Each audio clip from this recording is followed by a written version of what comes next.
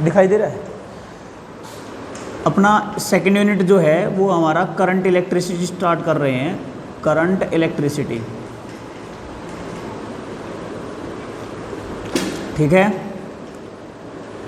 Current electricity के अंदर सबसे पहले हम इलेक्ट्रिक करंट की बात करेंगे।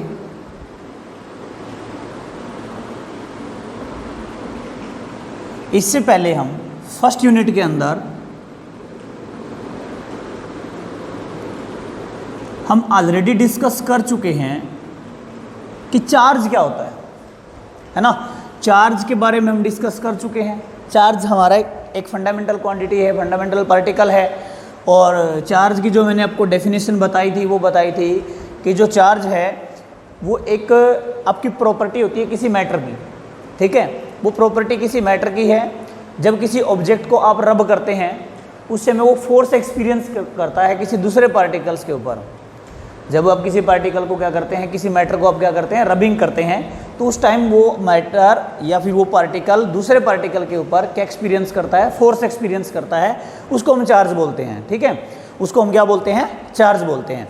ओके, चार्ज के दो टाइप हमने पढ़े थे। दो टाइप हमने कौन कौन से पढ़े थे, एक पॉजिटिव चार्ज और एक हमने कौन सा पढ़ा था, नेगेटिव चार्ज। ये मैं चार्ज इसलिए पढ़ा रहा हूँ कि करंट इलेक्ट्रिसिटी के अंदर हम चार्ज के बारे में ज़्यादा डिस्कस करेंगे, ठीक है ना। क्योंकि करंट इलेक्ट्रिसिटी के अंदर हम किसका फंडा पढ़ेंगे, चार्ज को मोशन के अंदर लेके आएंगे। इलेक्ट्रोस्टैटिक्स के अंदर क्या था, चार्ज किसके अंदर था, रेस्ट के अंदर था। इसके अंदर किस में लेके आएंगे, मोशन के अंदर लेके आएंगे। तो ये चीज़ें रहेंगी हमारी, आगे बात समझ में। अब सबसे पहले हम करंट इलेक्ट्रिसिटी के अंदर सबसे ज़्यादा हम किसकी बात करेंगे, फ्री इलेक्ट्रॉन की बात करेंगे। फ्री इलेक्ट्रॉन की बात करेंगे। अब ये फ्री इलेक्ट्रॉन क्या होगा, देखिए एक पॉजिटिव चार्ज होता है, एक नेगेटिव चार्ज होता है। पॉजिटिव का हम नाम रखते हैं प्रोटॉन और नेगेटिव का जो हम नाम रखते हैं वो है हमारा इलेक्ट्रॉन, ठीक है। इसके ऊपर जो मैग्नीट्यूड होता है, चार्ज का मैग्नीट्यूड होता है उसको हम रिप्रेजेंट करते हैं E = +1.6 × 10⁻⁻19 C।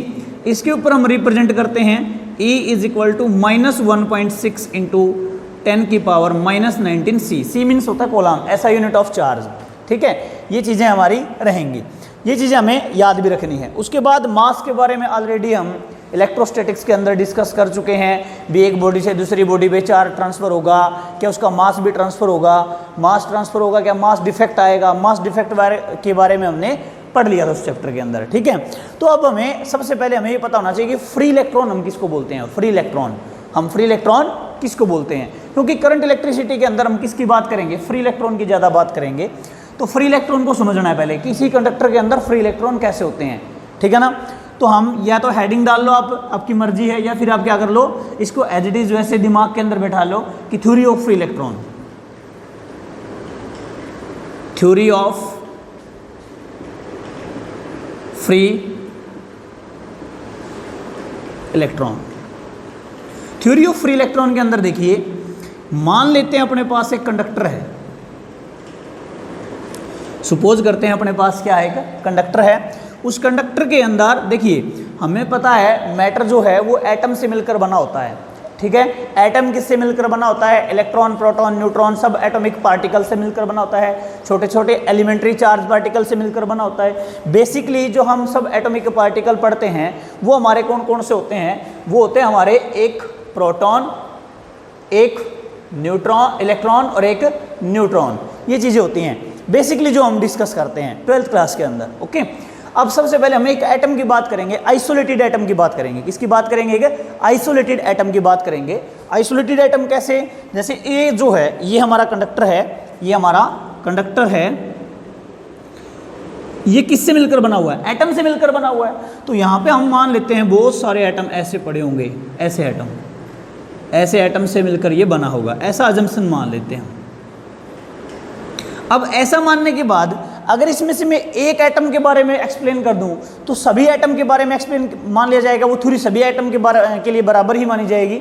तो हम क्या कर लेते हैं, इसमें से एक एटम निकाल लेते हैं और उसके ऊपर डिस्कस कर लेते हैं कि उसके अंदर एक फ्री इलेक्ट्रॉन कैसे होता है, ठीक है। यहाँ पे हमने क्या ले लिया, एक आइसोलेटेड एटम ले लिया। ये एक आइसोलेटेड एटम है, इसके बीच में पॉजिटिव चार्ज होता है, ये आपने 11th क्लास के अंदर डिस्कस किया था, ठीक है। केमिस्ट्री के अंदर भी आता है, ये एटम एंड न्यूक्लियस चैप्टर होता है आपका, उसके अंदर बताया जाता है और रदरफोर्ड बताता है उसके बारे में, रदरफोर्ड एक्सपेरिमेंट होता है, गोल्ड लीफ जो आपका अल्फा पार्टिकल्स एक्सपेरिमेंट होता है उसके ऊपर बताया जाता है आपका रदरफोर्ड एक्सपेरिमेंट। इसमें पॉजिटिव चार्ज है, बीच में न्यूक्लियस है। पहली बात, अगर ये बीच में पॉजिटिव चार्ज है, इसका मास कितना होता है? पॉजिटिव चार्ज का मास 1.67 इंटू 10⁻⁻27 kg, ये मास होता है किसका? प्रोटॉन का मास होता है। और इलेक्ट्रॉन का मास कितना होता है? 9.1 इंटू 10⁻31 kg। आपने पूरे चैप्टर में ध्यान रखना है, प्रोटॉन को चलाना आसान नहीं है, प्रोटॉन को चलाना आसान नहीं है, प्रोटॉन को चलाना आसान नहीं है। किसके कंपैरिजन में? इलेक्ट्रॉन के कंपैरिजन में। क्यों? क्योंकि इलेक्ट्रॉन क्या है? हल्का है। इलेक्ट्रॉन क्या है? हल्का। और प्रोटॉन क्या है? भारी है। प्रोटॉन कितना भारी होता है? 1837 time 1837 time heavier than electron. Proton 1837 time heavier than electron. अब ध्यान रखना, पूरे चैप्टर के अंदर कौन चलेंगे? इलेक्ट्रॉन एनर्जी को कैरी करेंगे। कौन एनर्जी को कैरी करेंगे? इलेक्ट्रॉन एनर्जी को कैरी करेंगे, न कि प्रोटॉन। प्रोटॉन के बारे में हम पढ़ेंगे सेमीकंडक्टर के अंदर, लेकिन वहां पे हम इसको प्रोटॉन नहीं बोलेंगे, वहां पे हम इसको क्या बोलेंगे? होल बोलेंगे। क्या बोलेंगे? होल। और वहां पे हम देखेंगे ये होल्स क्या हो रहे होंगे? ड्रिफ्ट हो रहे होंगे अपनी एक पोजीशन से दूसरी पोजीशन पे। इनके कारण भी क्या बनेगा? करंट बनेगा। लेकिन इस चैप्टर के अंदर करंट इलेक्ट्रिसिटी के अंदर इन होल्स के कारण या पॉजिटिव चार्ज के कारण कोई भी करंट नहीं बनेगा। ये आपने ध्यान रखना है। सिर्फ बनेगा तो किसकी वजह से बनेगा? इलेक्ट्रॉन की वजह से करंट बनेगा।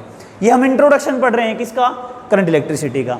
उसके बाद अगर ये बीच में हमारा पॉजिटिव चार्ज है, ये बीच में पॉजिटिव चार्ज है और बाहर मान लेते हैं इसमें इलेक्ट्रॉन है, ऐसे बाहर हम क्या मान लेते हैं? इलेक्ट्रॉन मान लेते हैं। अब ये किसी एटम के, किसी मैटर के अंदर पड़ा हुआ है, कंडक्टर के अंदर पड़ा हुआ है।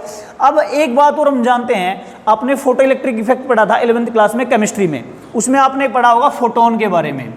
किसके बारे में? फोटोन के बारे में पढ़ा था। फोटोन के बारे में उसने आपने एमिशन भी पढ़ा होगा, थर्मल एमिशन पढ़ा था ना, थर्मल एमिशन, फोटो इलेक्ट्रॉन का एमिशन होना पढ़ा था भी। लाइट ऊपर से गिरती है, इलेक्ट्रॉन का एमिशन होना। तो इसमें क्या होता है? फोटोन। फोटोन क्या होता है आपका? Packet of light energy. क्या होता है? Packet of light energy. Packet of light energy, ये हमारा क्या होता है? फोटोन। कितनी एनर्जी होती है इसके पास? E is equal to H nu. E is equal to H nu. H इसके अंदर क्या होता है? Planck constant. क्या होता है? Planck constant. और न्यू क्या होती है इसके अंदर? New, NOU। ओ वर्ड इसके अंदर क्या होता है? साइलेंट होता है, इसलिए इसको क्या बोलते हैं? न्यू। क्या बोलते हैं? न्यू। ये क्या होती है इसकी? फ्रीक्वेंसी। क्या होती है? फ्रीक्वेंसी। अब बच्चों ध्यान रखना, फ्रीक्वेंसी एक फंडामेंटल कैरेक्टरिस्टिक्स होती है। फ्रीक्वेंसी क्या होती है? एक फंडामेंटल कैरेक्टरिस्टिक्स होती है किसी भी वेव की। किसी भी वेव की फ्रीक्वेंसी चेंज नहीं होगी जब वो कहां से? एक मीडियम से दूसरे मीडियम में ट्रेवल करेगी। मान लो लाइट है, ये लाइट फोटोन है, मान लो एयर से वाटर के अंदर चली गई, तो आपसे पूछ लिया किसी ने क्या इसकी फ्रीक्वेंसी चेंज हुई? आप कहोगे नहीं, इसकी फ्रीक्वेंसी चेंज नहीं हुई। क्यों नहीं हुई? इसका रीजन क्या है? Because frequency is a fundamental characteristics of this particle of this atom and it depend on the source. And it depend on the source. किस पे डिपेंड करती है? सोर्स पे। जो सोर्स ने बना दी वो तो बना ही दी, उसके बाद उसमें चेंज नहीं होना है। बट क्या चेंज हो जाएगी जब एक मीडियम से दूसरे मीडियम में जाएगी? उसकी वेवलेंथ। क्या चेंज हो जाएगी? उसकी वेवलेंथ। आगे बात समझ में? अब इतनी एनर्जी होती है एक फोटोन के पास। हम 9th क्लास में पढ़ के आए थे कि according to law of conservation of energy, energy can either be created nor be destroyed, it can only transfer from one body to another body. But principle ये था इस लॉ का कि एनर्जी हमेशा हायर कंसंट्रेशन से lower concentration में जाती है। अब यहाँ पे देखें तो यहाँ पे मान लेते हैं हमारे पास सन है, यहाँ पे क्या है? सन। सन से हमारे पास क्या आ रहे हैं? फोटोन आ रहे हैं। क्या आ रहे हैं? फोटोन। एक फोटोन के पास कितनी एनर्जी है? इतनी एनर्जी है। अगर एक फोटोन के पास इतनी एनर्जी है तो ये फोटोन किस पे गिर रहे होंगे? ऐसे फोटोन किस पे गिर रहे होंगे?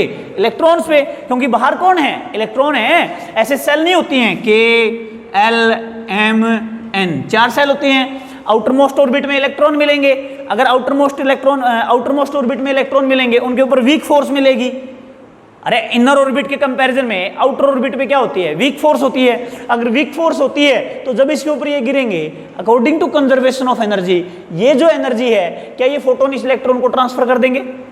ऑब्वियस सी बात है ये तो, अरे साफ साफ बात है। जब इसको ये ट्रांसफर कर देंगे तो इसके पास क्या एनर्जी आ जाएगी, एनर्जी आ जाएगी तो क्या करेगा ये अपनी काइनेटिक एनर्जी को बढ़ा देगा, क्योंकि पहले भी तो क्या कर रहा है, रिवॉल्व कर रहा है। काइनेटिक एनर्जी बढ़ा देगा, काइनेटिक एनर्जी बढ़ाने से यानी कि वेलोसिटी बढ़ाने से इसकी रेडियस जो होता है, रेडियस जो पाथ होता है वो क्या इंक्रीज हो जाएगा। अरे रेडियस पाथ जो हो क्या इंक्रीज हो जाएगा।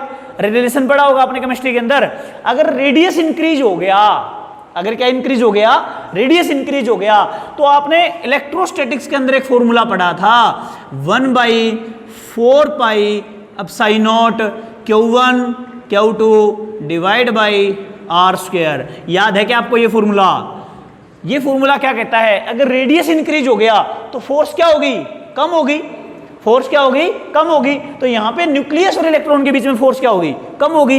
एकदम से अगर फोर्स कम होगी तो ये क्या महसूस करेगा, फ्रीडम। क्या महसूस करेगा, फ्रीडम। और ये इलेक्ट्रॉन क्या कहलाएगा आपका, फ्री इलेक्ट्रॉन कहलाएगा। क्या कहलाएगा, फ्री इलेक्ट्रॉन कहलाएगा। क्या बात समझ में आई, क्लियर है सभी को? अब इसके ऊपर एक क्वेश्चन आता है, इसके अंदर देखिए एक इलेक्ट्रॉन फ्री हो गया, इसमें भी इलेक्ट्रॉन, इसमें भी इलेक्ट्रॉन। अब देखिए कितने एटम से मिलकर एक कंडक्टर बना होगा, मिलियन एटम से मिलकर बना होगा। मिलियन एटम होंगे तो इसके अंदर क्या होंगे, मिलियन फ्री इलेक्ट्रॉन्स पैदा हो जाएंगे। कितने हो जाएंगे, मिलियंस फ्री इलेक्ट्रॉन पैदा हो जाएंगे। आई बात समझ में? अब बच्चे कई बार क्वेश्चन पूछते हैं कि सर इसमें फ्री इलेक्ट्रॉन तो बन गए, क्या बन गए, फ्री इलेक्ट्रॉन तो बन गए। तो फ्री इलेक्ट्रॉन तो वो यहाँ भी हो सकते हैं, यहाँ भी हो सकते हैं, यहाँ भी हो सकते हैं। तो फ्री इलेक्ट्रॉन क्या इस एटम के सरफेस, सॉरी इस कंडक्टर के सरफेस को छोड़ के बाहर नहीं जा सकते एयर में? जाने चाहिए, क्योंकि उनके पास फ्री इलेक्ट्रॉन के पास स्पीड आ जाएगी। फ्री इलेक्ट्रॉन के पास स्पीड कितनी आ जाएगी, 10⁵ मीटर पर सेकेंड फ्री इलेक्ट्रॉन की स्पीड होती है। ये क्या किसकी स्पीड होती है बेटा, speed of free electron, speed of free electron, इतनी स्पीड होती है एक फ्री इलेक्ट्रॉन की स्पीड। जैसे ही इतनी स्पीड से ये घूम रहे होंगे इतनी तेजी से जिगजैग पाथ के अंदर, किस पाथ में, जिगजैग पाथ के अंदर। जिगजैग पाथ समझते हैं ना, केमिस्ट्री आपकी बायोलॉजी में भी आता है, ब्राउनियन मोशन आता है, केमिस्ट्री में भी आता है, बायो में भी आता है। बायो के अंदर भी आएगा, 12th क्लास में आएगा, उसमें पोलन ग्रेन वाले चैप्टर में आएगा, पोलन ग्रेन होते हैं बायो में, ठीक है, उसमें आएगा जिगजैग पाथ। तो E = 10⁵ मीटर पर सेकंड से इस पाथ से रिवॉल्व करते हैं। इतनी स्पीड से क्या ये बाहर नहीं जाने चाहिए, आंसर जाने चाहिए। बट देखिए ध्यान से, जब एक इलेक्ट्रॉन बाहर जाने की कोशिश करता है, पहले इस कंडक्टर का नेट चार्ज कितना था, नेट चार्ज कितना था, बताइए कितना था, 0। नेट चार्ज कितना था, 0। अब 0 था तो एक इलेक्ट्रॉन बाहर निकल गया, इसका नेट चार्ज कैसा आ गया, पॉजिटिव। कैसा आ गया, पॉजिटिव। इस पे कैसा है, नेगेटिव। दोनों के बीच में क्या आ गई, अट्रैक्शन। डिस्टेंस क्या है, बहुत ही छोटी होगी जब ये बाहर निकलेगा। डिस्टेंस बिल्कुल छोटी होगी तो फोर्स क्या हो जाएगी, इनफाइनाइट। फोर्स क्या हो जाएगी, इनफाइनाइट। फोर्स इनफाइनाइट हो जाएगी तो क्या ये बाहर जा पाएगा, ये बाहर नहीं जा पाएगा। इसलिए किसी कंडक्टर के अंदर से जो फ्री इलेक्ट्रॉन्स होते हैं वो कभी बाहर नहीं जा पाते। आई बात समझ ली? उसके बाद वो किसी भी कंडक्टर के अंदर फ्रीली मूव करते रहते हैं, एनर्जी को क्या करते रहते हैं, कैरी करते रहते हैं। भी इस एंड से इस एंड तक एनर्जी को ले गए, फिर इसको अगर हम आगे कंडक्टिविटी से जोड़ देंगे, इसका पाथ कंप्लीट कर देंगे, तो इस एंड से ऐसे वो इलेक्ट्रॉन एनर्जी को कैरी करते रहेंगे। जैसे आपने फेरोल बेल्ट देखी है, फेरोल बेल्ट का क्या होता है, घुमाने का काम होता है ना, काम बस। फेरोल बेल्ट जो होती है वो ऐसे ऐसे घुमाती है किसी चीज को। आई बात समझ में? जैसे हम मिट्टी पहुंचाते हैं ऊपर, वो क्या करती है, नीचे से मिट्टी लेके जाएगी, ऊपर छोड़ के आएगी, फिर खाली आएगा, नीचे से ऊपर मिट्टी आएगी। ऐसे ऐसे इलेक्ट्रॉन का काम है, एनर्जी लेके जाएंगे, फिर यहाँ खाली होकर भर जाएंगे, फिर ऐसे जाएंगे, फिर यहाँ खाली हो जाएंगे, फिर भर जाएंगे। ऐसे इलेक्ट्रॉन चलते रहते हैं। ये है कहानी ऑफ फ्री इलेक्ट्रॉन, इसको आप नोट कर लो, ठीक है।